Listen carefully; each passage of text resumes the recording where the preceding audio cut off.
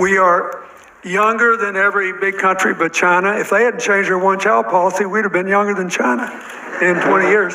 And if we get a good immigration reform, which you tried to do and which I hope we'll get, we'll stay young.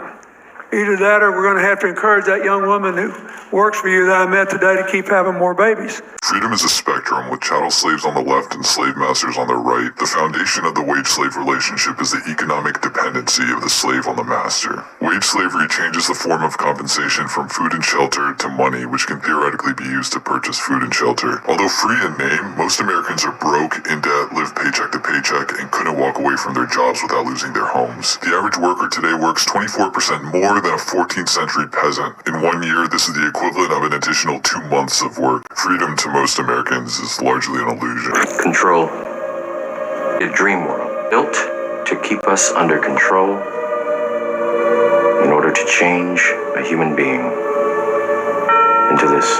A record low. This is the smallest percentage decline in American history on COVID, which is affecting the death rate. And access to routine medical care has worsened many of the outcomes related to chronic conditions, has delayed cancer screening, access to medications has gotten harder for many diseases as well. Experts add it's not just wellness. Less people are choosing to have kids. We do know that births have declined across all racial and ethnic groups. 25 states registered what Kenneth Johnson, a demographer, calls a natural decrease in population growth in 2020, which measures the number of births relative to the number of deaths. That change up from 8 states the year prior.